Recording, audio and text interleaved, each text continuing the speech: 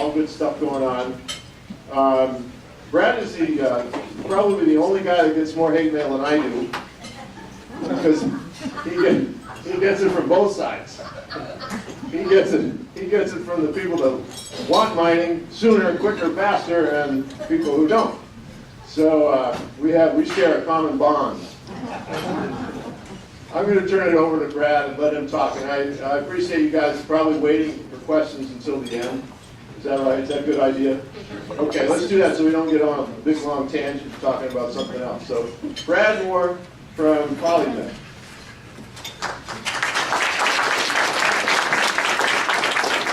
Thanks, Steve. It's a pleasure to be here. And while I'll have most of the questions at the end, as I'm going through some of the slides, if there's a point of clarification or something you need, just raise your hand and we'll take care of it. Because sometimes those questions are really relevant to a given slide.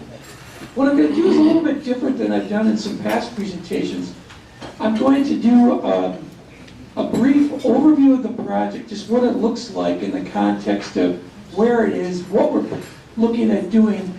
And then the second half of the presentation is going to spend most of the time on the environmental review process. And the reason I'm doing that is the environmental impact statement that we're working on is going to go out for public review late summer, early fall. And what I really want to do is give you a sense of what that's going to look like, how you participate in that process, whether you're for the project or against it, and then how the permitting of a project like this relates to that environmental review and where the different avenues are for you to participate in that process. So it's a lot of people, when they get involved in environmental review at the state and the federal level, it becomes a miasma of mystery.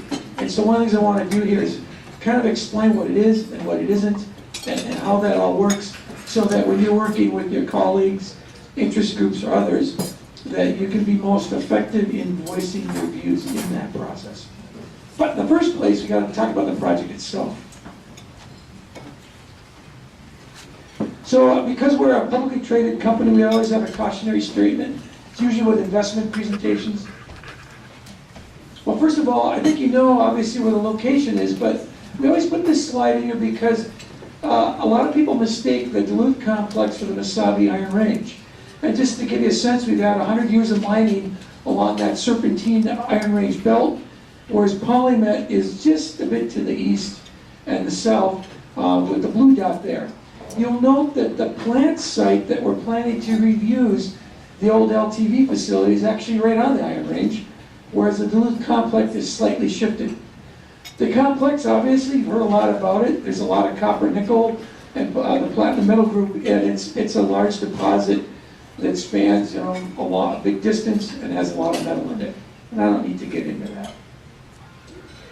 Moving more on a location map, this is just a depiction that gives you a sense of where the Mesabi Iron Range is relative to the large Duluth complex of copper nickel, and then of course in the proximity to the Boundary Waters Wilderness and also to Voisers National Park, just to give you a context of where things sit. There's also a drilling for copper, nickel, and further down in the Aiken area, but for the purposes of this presentation, we'll just look to north where we are. This is a really busy slide, but it says a lot, and we like to use it for a couple of reasons. First of all, when you see the features on the map, you'll see activity. There's been a lot of mining in the area. You got Mesabi Nugget over here. You have the 2 square mile tailings basins from LTV here, which is where the processing facility is. You've got lots of old mining digs and pits to the north and east, and you've got the active North Shore Peter Mitchell pit that they're mining iron just to the north as well. And if you remember that slide with the Serpentine Mesabi Range and the Duluth complex, you see it's really close.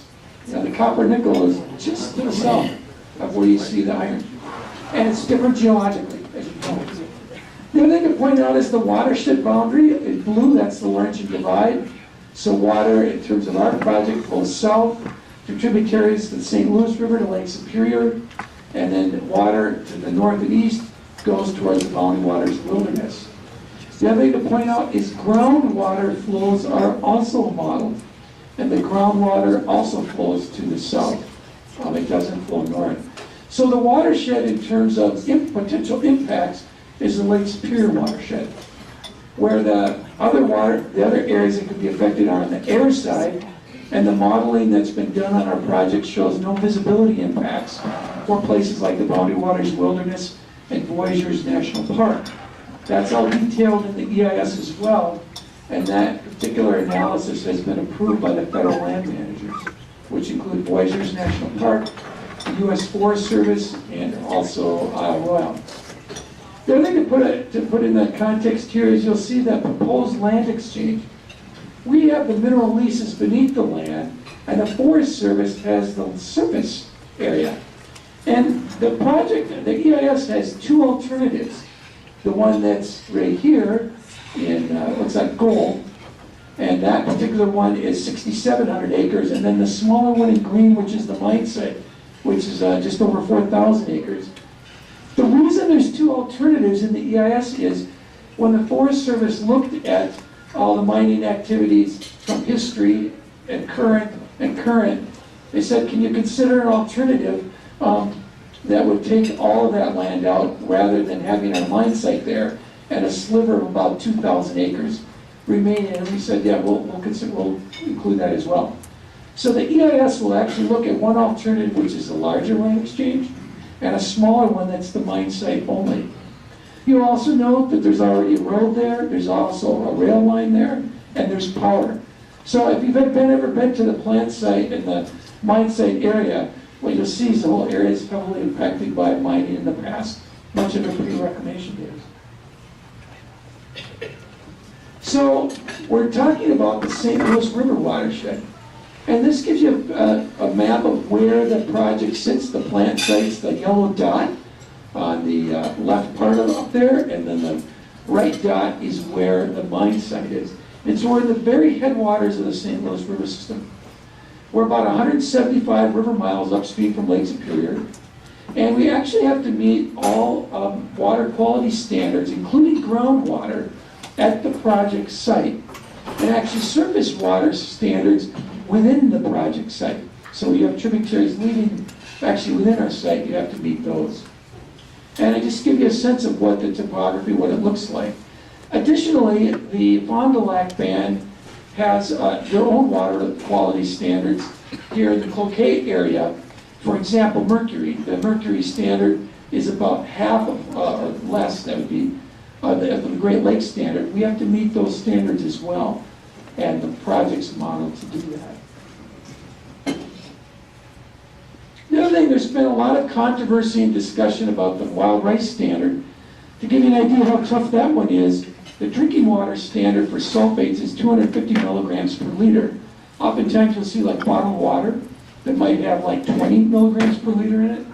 Wild rice standard is 10, which means it's almost none. And what we've done is that we have designed the project and the wastewater treatment facilities to actually meet that standard. And what the nice thing is, it's called reverse osmosis, which basically takes dirty water, uses energy to force it through a membrane, and the clean water gets through the membrane, and the dirty water is stopped by the membrane. It's commercially used all over the world, from everything from desalination plants in places like Israel to boiler water feed here in northern Minnesota for power plants. Commercially in use, piloted the testing, and that consistently meets that standard. And it's a good technology because it can be scaled up in size and it can be scaled down quite easily. So one of the things that we've done on the project that makes it different from other proposed projects is we have wastewater treatment facilities built in both at the mine site and at the plant site to meet this tough standard, as well as other constituent standards. So despite being in the lakes of the St. Louis River watershed, we've got to meet those standards right smack at the boundary, and we should. So this is a little bit more detail on the land exchange itself. You've got the Forest Service having approximately 6,600 acres on that larger alternative, and then on the smaller one, just over 4,800. So in the EIS, what it does is it evaluates the Forest Service parcels that they would exchange for parcels that we have purchased that we would exchange with them.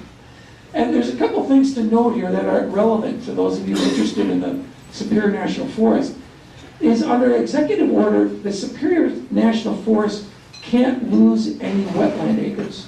So in other words, for wetlands that would go to us, you've got to find on our trade parcels an equivalent or more acres so that the National Forest, were this land exchange to go through, is whole with respect to wetland acres.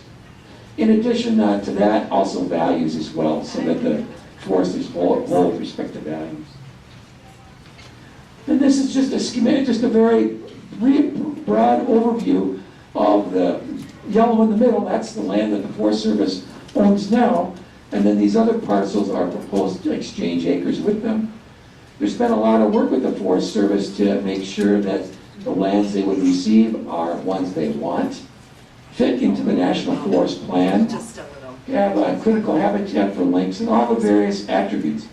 And what the EIS does is has a discussion and provides information for members of the public about that exchange, so that people can evaluate and say, we like it, we don't like it, did you think about this? So when you think about an EIS, the environmental impact statement is basically a giant information document.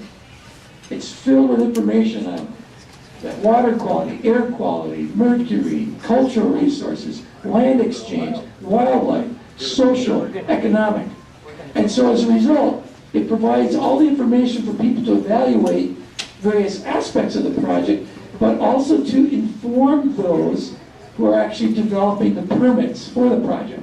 So if there's a water quality permit, and there is, the EIS contains information people need in order to develop that actual permit. And this is one other thing I wanted to highlight here is the Hay Lake property, which is just north of Giants Ridge. The total acreage is about 4,600 acres. One of the criticisms that we've seen in the past on the EIS is, well, if you exchange the Forest Service lands, you fragment the forest. Well, on the mine site only exchange, it's almost about 1-to-1. And the Hay Lake property is actually a wild rice lake. And Rice Lake as well, and the Pike River have rice as well. When you look at the land, the surface area around the mine site, there are no water features like this. From a public recreation point of view, whether you're interested in hunting, fishing, wild ricing, waterfall, the parcels that are being considered for exchange are actually very high value. And in terms of, for outdoor recreationists and others, really, really fine pieces of property. So what about the plant site? Well, this is what it looks like today, and on the left side, and you've got, basically a situation where you take large chunks of rock that are like 5 feet square, and you run them through a primary crusher that gets a gravel size. You run it through a secondary crusher that gets even smaller, and then into a concentrated building, that's the inside of it, that grinds it up into talcum powder. So you take massive rocks, grind them up. This is the exact same process you see in a taconite operation, because of course this was one. But the difference is how it's processed in the end. Because with taconite, you separate it magnetically. With copper nickel, you use something called flotation. But to give you a sense of the size of the facility, that long building is almost 1/3 of a mile long. It's very large. The other thing I wanted to show this picture, because a lot of us are history buffs, this is the actual long crusher building, or concentrator, where it was being built in the 1950s. And the Minnesota Historical Society has a variety of photographs because the mill is actually historic in terms of the development of the Iron Range, and you'll see some of the people actually blasting the rock for this particular building. You're talking over 100-year life. So that same building that you saw the grid work is the one that says concentrator on it. So basically you take that taconite facility, and instead of magnetically separating like you do for taconite, the iron from the waste rock, we use a process called flotation that's basically enclosed, and you've got the copper metal and the metals, eventually they float up on bubbles in an enclosed system, and they're skimmed off the top. So it's just a different process. And then we have a second phase as well that I'll go over briefly. So the bottom line on this picture is taking an existing facility, adding buildings in the green and the blue to create the value added using an existing site. So the phase one is that it floats these metals up to the surface, recovers metals and sulfur, and it utilizes the existing tailings basin.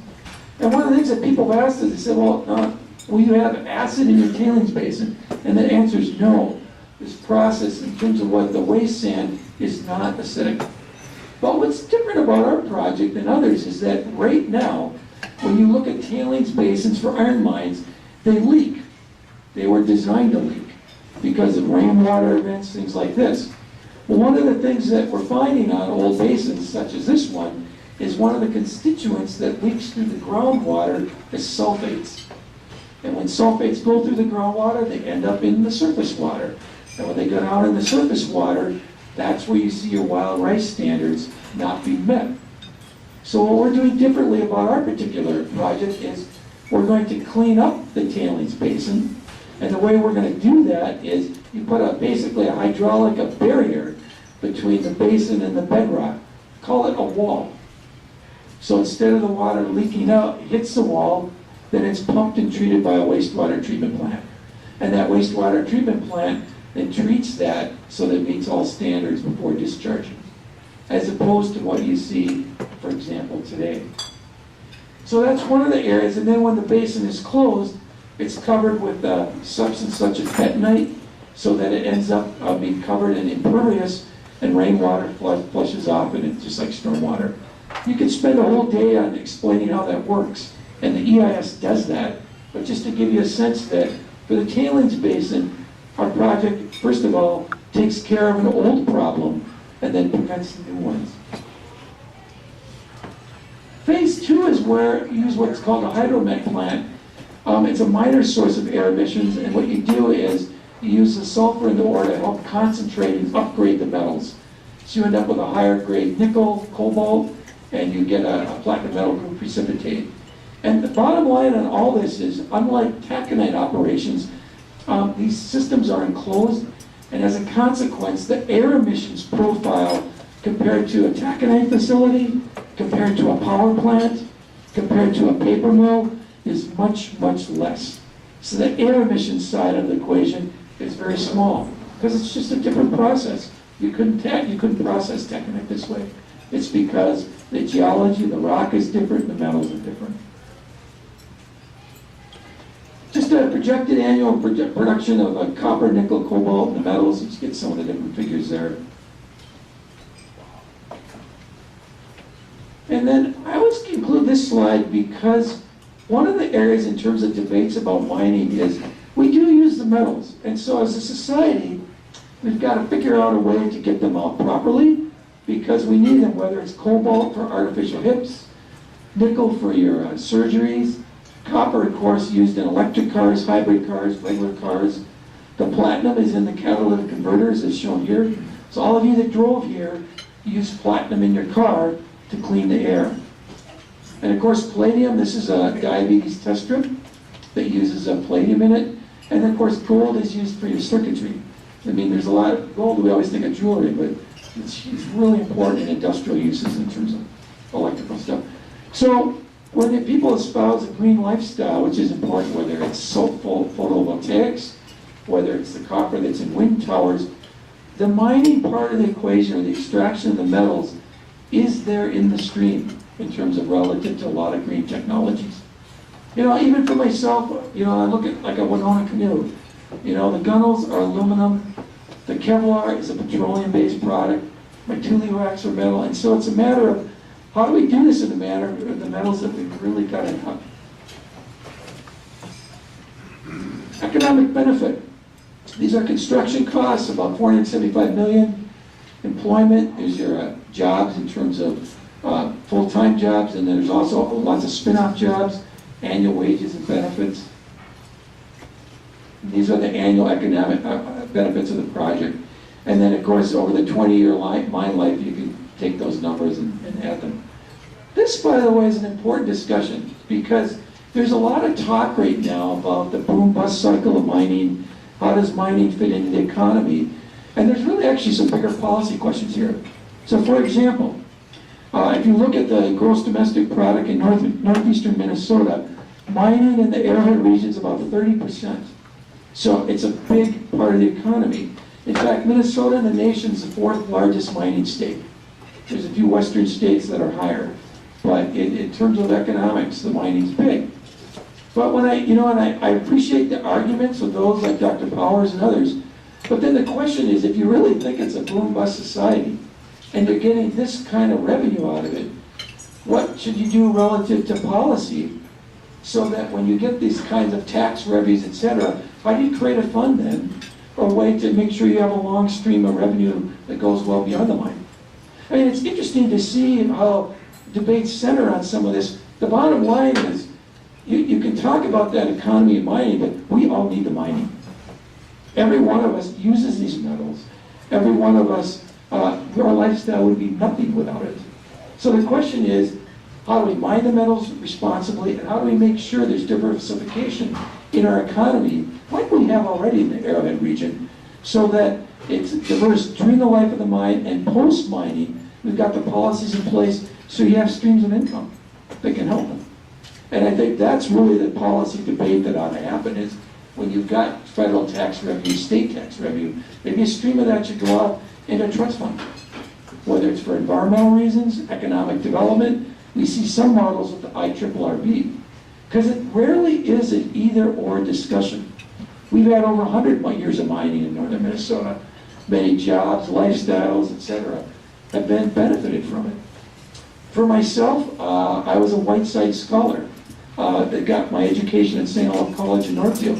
You go back to the Whitesides were timber and mining. So many decades and decades after that, that particular fund enables people like me to have a great education. In fact, that's one reason I'm in the mining industry, because I want to give back. And so the question is really, try to keep it from either or, but how can you do both and? Both and. Environmental review. This is what the EIS process looks like. Isn't it great? It's almost like a Venn diagram of some sort. So the environmental impact statement, that big information document that'll be probably close to 2,000 pages, and that's without all the appendices. It's done both by the state of Minnesota and by the federal government. So the lead is the Minnesota Department of Natural Resources, because they have the main permits to mining in Minnesota. Pollution Control Agency consults, but they're not a lead on it. The lead on the federal side is the U.S. Army Corps of Engineers because of wetland impacts, the Forest Service because of their land exchange, and then in this edition of the EIS, the Environmental Protection Agency has been a cooperating agency. And what that means is the cooperating agency at EPA, along with the tribal governments, as this supplemental draft has been developed, they've been working all through it along. When the old EIS was done in 2009, and it's before I started with the company, for example, the EPA was critical of that EIS. And so when the decision was made to supplement and review it and revise it, people said, rather than the EPA come in at the end, bring them in early, find out what their concerns are, and modify the project to make those concerns, to address them. And a good example of that is, just give you one. The EPA was concerned that there weren't enough monitoring, groundwater monitoring wells at the mine site. So the coal leads went to EPA and said, well, what do you think is needed? And the EPA, working with the coal leads, agreed on 15 more wells. So they added. And then after they put those wells in, the EPA said, we want these level of constituents measured. And here's how often we want them measured, so your data set's stronger. So they went and did the monitoring wells, taking the samples, getting the data sets, and then having the EPA review the data sets to make sure they were good quality.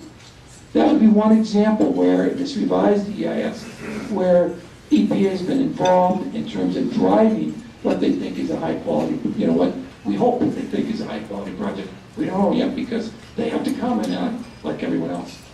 So you've got federal agencies, state agencies involved jointly producing this EIS under federal laws and state laws as well.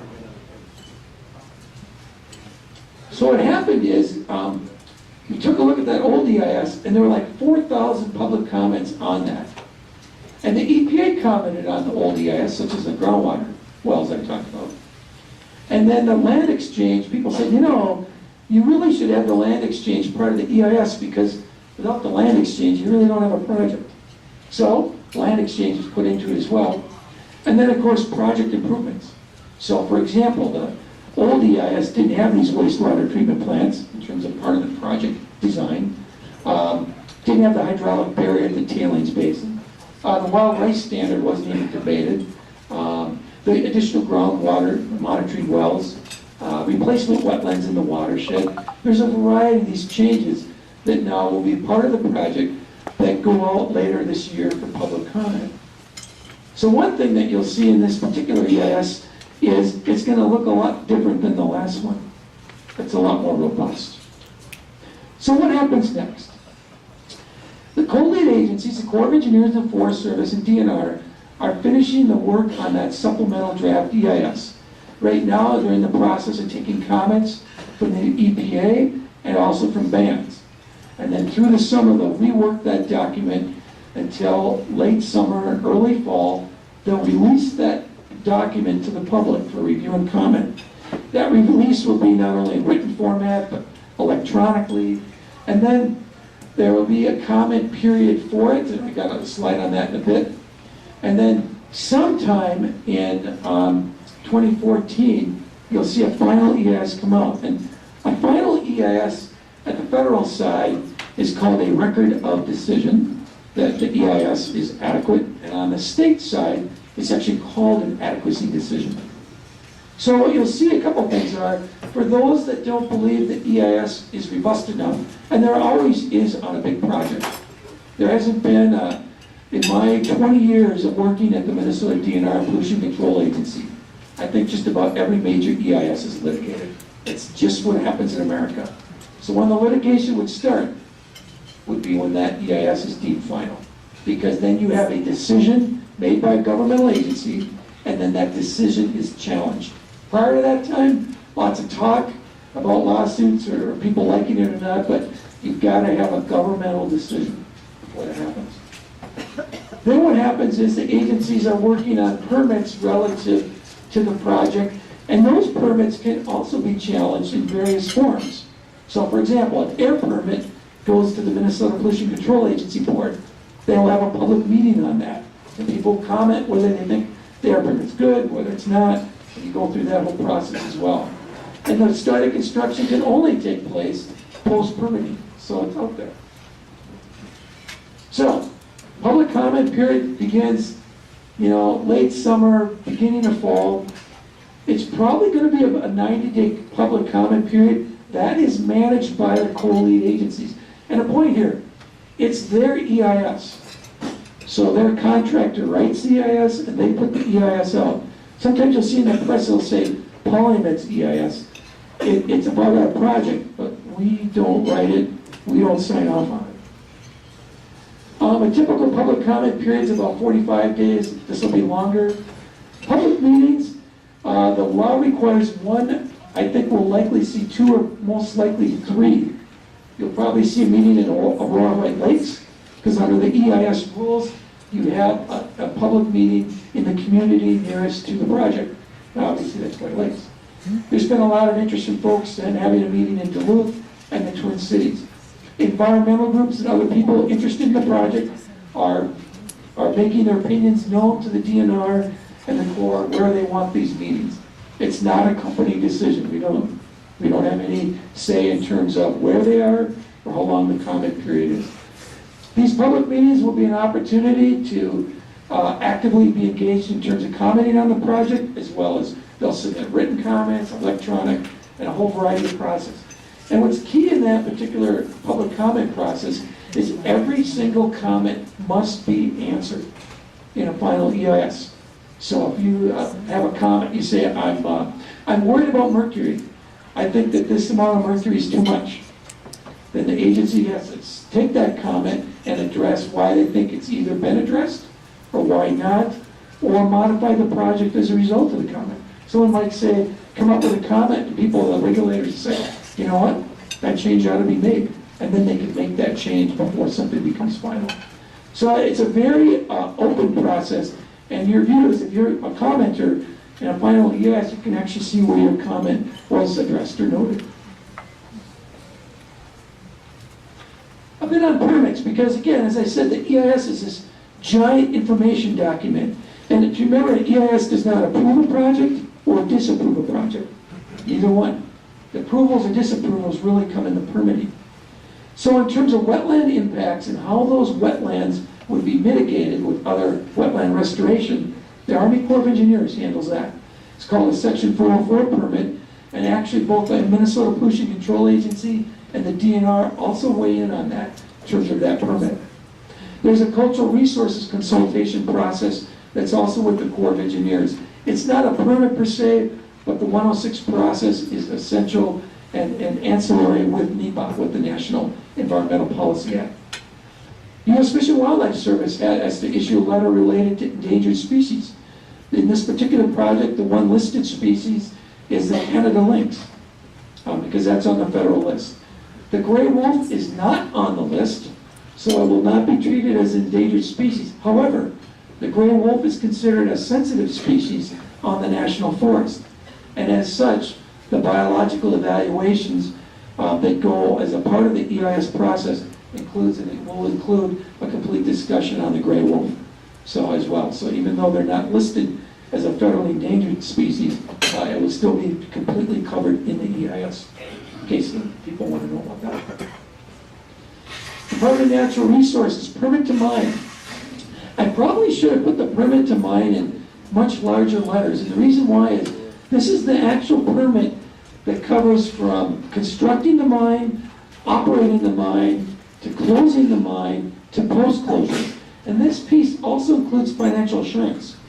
Under Minnesota's non-fairness rules, you've got to have financial assurance in place to operate the mine if the company went bankrupt, to close the mine if the company went bankrupt, or post-closure if issues come up, that it can be handled by regulators with sufficient funds. What makes Minnesota's financial assurance laws particularly strong is they're updated annually. And why that's important is because environmental laws change over time. And because they change, having something that's updated annually can take into account changes in regulations. So as we see, for example, more regulations probably on greenhouse gases, it'll look different 20 years from now than today. You want a financial assurance package that can move along as the environment changes. Water appropriations permit, dam safety, wetland replacement plans. You've got to approve the plans you actually use to replace wetlands to make sure they work. And by the way, these also have to be financially assured as well. The NPDES permit, that's the national permits for water, that is also going to be both a state and a federal permit. In talking with some of the folks from the Minnesota Center for Environmental Advocacy, it was very important to them that it was an NPDES permit with the EPA oversight as well, and the EIS and the project proposer includes that. Solid waste permit, of course, the name here, air emissions is for the various air constituents. Typically, you'll see in mining companies that are major, because the copper nickel is processed differently, we're actually going to be permitted as a minor source. That is, you have less particulates and emissions in the air than you do in a typical project. This is just a spring shot of the basin. You know, this is the 2 square mile tailings basin. What we plan to do is reuse that. So you'll see this is very high ground here. This is low. Low meaning that that's all tailings, but we're going to build that up to the same height there. Hydraulic barrier around it with a wastewater treatment plant. So we're going to reuse this mine site, which reduces the overall footprint of having to build this somewhere else. Much recycling and reusing of water. For example, during the mine life, it's a zero discharge facility. No discharge from the mine. All discharge is off-site, treated through reverse osmosis, minor source of air emissions. Great Lakes mercury standards, both on the water side, the 1.6 nanograms per liter. On the air side, the total emissions is about 4 pounds per year. You have some of the taconite facilities are in the 70s or more. Give you a sense of what that scale is. For prescribed burns a year from natural sources, you're emitting about 250 pounds of mercury per year in Minnesota. Backyard burning, 25 pounds. To give you a sense, if you look at the mercury emissions compared to other projects. So I went through a brief overview of what the project looks like. Spent a lot of time in environmental review, but I wanted Now, with the time we have, which should be pretty good, look at 20 minutes, just talk about the various issues and questions you have. Obviously, the details will be in the EIS coming out here in a number of months, but why don't we open it up? So the question is, in terms of where do the products from this particular go? They go worldwide. When you look at commodities, whether it's Minnesota wheat or corn, the metals that we do, it's a global environment. Yep, global environment. Sure. I'll try to go like down and around it. That's a great question. Could you repeat the question? It's incorporated into the permit. It's at the pipe. Could you Discharge repeat right the at question? plant. Didn't hear the question. Oh, the question was, in terms of the 10 milligram per liter wild rice standard, does that have to be met downstream? Because the rice isn't by the plant. It's much further downstream. Or does it have to be right smack where that wastewater treatment plant discharges? And the answer is it has to be right where the pipe discharges. And the reason for that is because the receiving waters have too much sulfate in it or are impaired. You've got to make sure that you don't contribute to that impairment. So you have to meet it right there. Great question. I'll go right down the line. Yes. Yes, and that's it. So the question is, Polymet doesn't write the EIS, but they must have a whole lot of input. They do, and this is typically how it works, and by the way, how you see it in other EISs. So we have consultants, Bar Engineering out of Minnesota, Fourth Engineering out of Wisconsin, and then specialists from actually across the U.S. They write the actual technical reports, for example, on modeling the water quality. What happens then is those reports are delivered to the co-lead agencies, and they independently review those, and their contractor, which is a separate consulting entity, also reviews it. And so when they review it, what they've done is they say, well, we like this and this, but we want you to go back and get more information here. So you'll have many versions of the models run until they're satisfied. So I'll give you a really clear example. On the modeling for water, you have to do the quality assurance, quality control to make sure your inputs are good, to make sure the model runs right. So Bar Engineering did its own quality control and quality assurance. But in addition to that, ERM, which is the DNR's consultants, ran the whole model through their own quality assurance process and actually recreated the equations to make sure they were good. In addition, Fourth Engineering ran it through theirs separately to QA/QC it. And finally, the Environmental Protection Agency went through that whole water model to make sure they were satisfied with it. And each one of those reviews, people found something and said, why don't you tweak this? Or how did this get done? Or we want to see this documented. So that process for the water model took like 3 years. But anyway, so then only when the co-leads are comfortable with it will they include it in the document. That'd be an example. Next one, Becky. The first question is, will the 360 jobs be union jobs? The only union agreement we have now is with construction. So all the construction jobs and getting the plant up and running there's a union agreement. For the actual operations of the mine, in our state, the workers have a right to make that decision, and we'll leave that to them. Question 2. Okay, there's actually 3 parts to your question on that one. But it's a great question. First of all, when you talk about reverse osmosis, at the plant site, because that will actually, during operations, occasionally have a discharge into the environment, that will be reverse osmosis right away. At the mine site, during mine operations, it's not reverse osmosis because that water is being recycled and brought back to the plant. If you recall in my presentation, I talked about it being zero discharge during mining operations. That's why. Because that water, all mining operations recycle and reuse water. So for reusing the water at the plant, we don't need to treat it to the 10 milligram because it's staying on site. But at the plant site, any water that gets discharged into the environment goes to the RO. Now, when the facility closes, there's obviously not a need to move the water over to the plant site anymore. So what happens is, then the plant is upgraded to reverse osmosis, as you said, in order to treat the water as the west pit is filling up with water so that it meets standards. The short answer is yes. The financial assurance for this has to be in place before we get a permit to mine.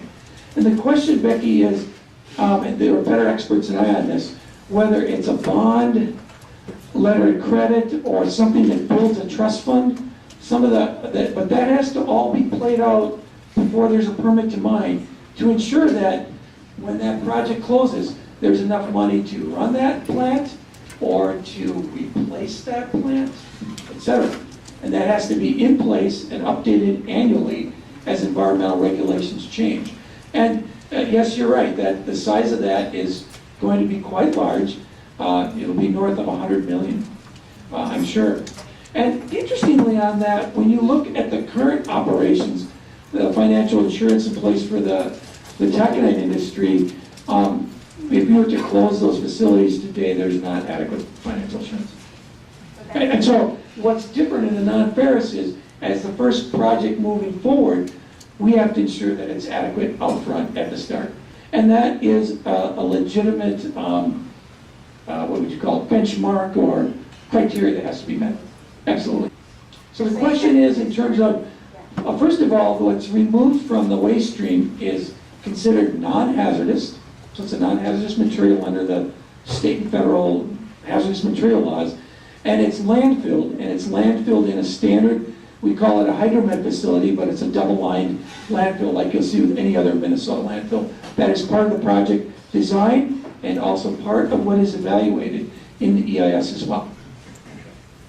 Let's see, now we're... Greg, can I follow up? Sure. Who determines this amount of the financial assurance? Who makes that determination? The determination on the financial assurance is made by the DNR, and my understanding of what they're doing is they are working, well, they will be hiring consultants that are experts on this.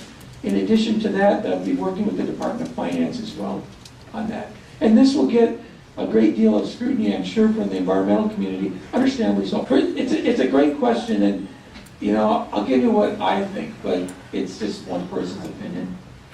If you look at the history of Minnesota mining, we've had iron mining facilities for decades. And you'd have a new project get up and running, an EIS project gets built. And they were relatively non-controversial and quiet. And so when they started out, the regulatory agencies on the copper nickel side, okay, we're going to reuse an iron mining processing facility. We're going to reuse a tailings basin. I don't think people in the regulatory side, because they've never done it before, had an appreciation of how different copper nickel is, but also the public wanting to make sure that some of what was done in the past is different. It's simply that. And I think, for example, wastewater treatment plants. When you look at it now, it seems clear, but imagine an era when there weren't any, because that mine. So I think some of it, they learned a lot through the process. And I would also say is that as arduous as the processes are, they do show they work. Because when the public commented on the first EIS, they didn't like it enough. And when the the EPA commented, they said, you know what, this isn't good enough. So what happened? The company had to go back and rework everything. I'll go right back behind you. Well, first of all, so the question is, what about the unforeseens and terrorist activity or changes? The EIS, when you go work through it, it has to contemplate a number of those things, such as the relative stability of a tailings basin relative to earthquakes. And they have to model that out and over-design it. In addition to that, they monitor as well. There's ongoing monitoring. We're fortunately that we're in a geologic area with a low probability of earthquakes, but nonetheless, the design has to be strong enough to withstand that. And the geotechnical people at URS have done a lot of work in that area in terms of that very point. In addition, because we're a low sulfide mine in terms of the average sulfur content's about 1%, when you look at the relative sulfur content in the wastewater, it's actually quite low. And when you look at the contribution, for example, of the clean water to the river, over the long term, it's small. So the EIS looks at all that and has to weigh those risks as you model. The other thing is, over long-term closure, you close it out in a manner that's stable. But it's detailed in the EIS. You can always have a situation that people could put, an asteroid with something else. I mean, let's be honest. And I guess in those areas, there comes a point when someone has to make a call on that. When you look at where we're at in relation to the watershed, the kinds of waters we're looking at, the coal leads that think it's a pretty strong project. But it's a great question, and to bring it up in the public comment period to see how the regulatory agencies respond in the EIS to that very question. And you should have that. If there were a large, let's say the tailings basin failed, check with our modelers, but I don't think you would see any change in the water chemistry at the St. Louis River, at the outlet at Duluth. Yes, and the reason for that is it's that small a source relative to the other tributaries and the inputs into the river. For example, if you look at the inputs into Lake Superior from the western WLSSD, it's magnitudes more. So, but it's a great question, and one of my coworkers is in the audience, and we're gonna write that one down because I want to be able to give a more definitive response. But the short answer is you're not going to see it, given the volumes of water that move into the lake. Great question, though, and I would bring it up in the comment period as well. Let's see. I'll go like this. Okay, I just don't want to miss someone. The figures on the taxes were annual, and then in the EIS will detail out that annual and life of mine as well. And sir, you had a question, right? I think. Yes. Sure. So the question is on the reverse osmosis, what basically happens? So basically, using energy, you run water through a membrane that cleans it. And give me an example where else you'll see it used. Those of you that buy maple syrup from the North Shore, they're using RO. Instead of battered water, it's syrup. This is a concentrate, which is good. And then the wastewater is clean water. So anyway, just to give you a sense that the technology is used ubiquitously. In fact, Minnesota has some of the biggest manufacturers in the world of actual membranes. So in terms of the water that has constituents in it, what happens is that there's a process called VSEP. You could spend a lot of time with one of our water treatment experts, but they basically concentrate it into a very concentrated brine, and almost like a sludge. And then that is landfill, and it's non-hazardous. So that's what happens to that. In terms of the volumes, Letitia, I don't have them off the top of my head. If you give me your name and an email, I've got them. I don't have them right here, but that's all detailed out at construction, operations, even by year, to closure and post-closure. So those streams of water are all detailed out. I said non-hazardous, because you can have non-hazardous material that still is something you don't want in the water. For example, sulfate. I mean, you can use sulfur for a variety of uses, but we don't want too much sulfur in the water relative to wild rice. Yet use, for example, you can drink water with 200 milligrams per liter of sulfate, you're fine. But if you put that in wild rice, it doesn't work as well. I want to make sure you get... Okay.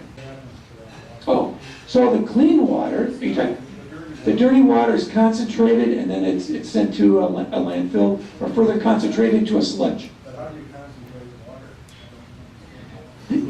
the water? You're concentrating the constituents so there's less and less water in it and it becomes more of a sludge. And so when you concentrate it, clean waters, you're getting more and more clean water. So basically it's kind of, if you think about, it's the only analogy I can think of right off the top of my head, but you know, have you ever cooked eggs and you boil them too much? There's a white around the pan. I mean, you're getting rid of the clean water and you ended up with the stuff that you got to landfill. But the EIS talks in detail about all that. Now, there's some other, I'll go like this and then to you, sir. How are you? We hope you have a bird question. Sure. So the first question is the size of the tailings basin. It's approximately 2 square miles right now, today. And half of that has been filled up with tailings quite high up from the old Taconite operations. The other half, or the east half, has only been partially filled. So the project proposals take that other half and fill it up to the same height.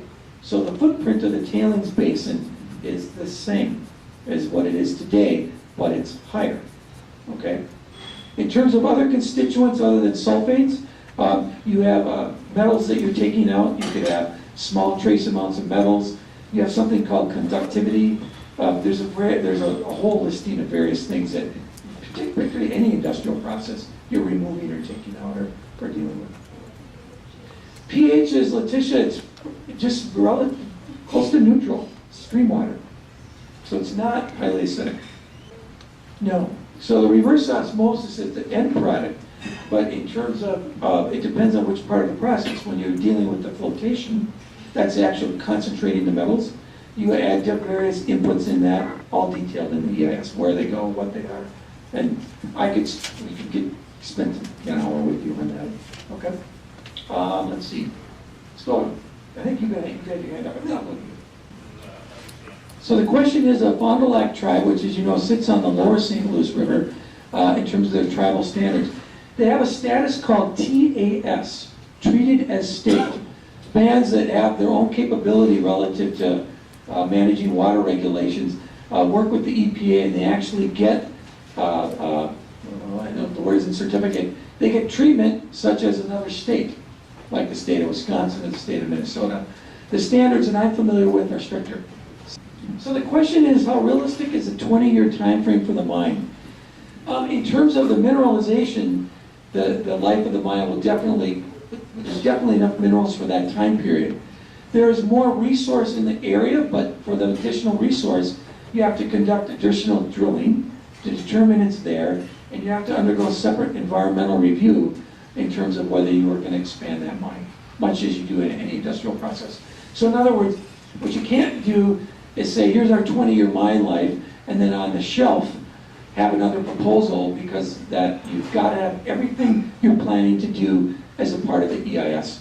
And so you'd have to go through a complete separate EIS and permitting process for everything else. So the question is, do I think that there's adequate resources in terms of permitting something such as a mine? Well, first of all, for our particular project, we have to pay for everything. So, and we should. So when you look at all the reviews on the EIS, there's income agreements. So the DNR's consultant, we actually pay for, even though they chose the consultant. And you have to, but, you know, I think they do. I think that Governor Dayton in particular has added additional resources to the agencies, both the MPCA and DNR. They both had very strong funding packages, not only relative to mining, but other resources. I think the bigger issue in the long term is getting enough technical people with the math and science and engineering skills that not only for mining, but all industrial processes in terms of interested in the work of environmental regulation. And my biggest concern is down the road having enough talented people. I'm doing my part because my daughter is a chemistry whiz, and so she's heading in the field. But it's more on that level. Also, EPA has been very engaged in this project. Right now, though, they've got sequestration that's affecting them. But on our project, they've been most robust and rigorous as they should be. And they have left no stone unturned. Questions way to the back. Hydrogen. I think there's another question in the back of the room. Yeah, LTV and North Shore Mine have on occasion mined a similar sulfide content ores. And the Dunca pit, what have you learned from Dunca and how it's mitigated in relating it over into the Polymet project? Sure, the question is on the Dunca pit. And I might just ask, Letitia, do you want to cover that one, or do you want me to? You know more than I do on it. So the Dunca pit, they were working in terms of iron mining, and they came through a seam of rock that had some of the in terms of sulfur and the ability to generate more constituents than you'd see in a typical mine. And so the waste rock from it, they didn't know at the time. They just piled it up, and they ended up having problems with pollutants coming out of it. So what they did is two things. They reshaped the stockpile. So in other words, unlike a new project like ours where you create it and you engineer it up front, they had a problem and they had to go back and fix it. So they re-landscaped it, added soil covers, and then they added a wastewater treatment facility that they haven't had to use, and and a wetland treatment system, and have been able to address it. So one thing that was learned from that is that when you have an unforeseen problem, you can actually deal with it. That's one thing. Additionally, though, is that it was some of Minnesota's first experience at looking at what they hadn't seen before in terms of your typical taconite operations. And so they learned from those experiences. For example, our waste rock, we put on liners, and then the water that rains on that waste rock is actually treated through a wastewater treatment plant, and then the rock is actually put back in the pit the rock that could be reactive and stored underwater. Because when you store it underwater, you get rid of the oxygen. Much like, if you think about it, when you look at the ore body right now, it's underground and isn't exposed to oxygen. The EIS details all that. So the question is on the mine operations. First of all, when you review the EIS, it details all of that. So the operations are exactly like a taconite operation where the rock is blasted, and then the trucks take that 240-ton haul trucks, take it to a pocket, and then it's railed from the mine site, which is about 8 miles of rail, over to the plant site. So it's done very similar. The only difference is the copper nickel pits tend to be narrower just because of the resource and a bit deeper, but very, very similar. Right, it's not underground, it's an open pit mine.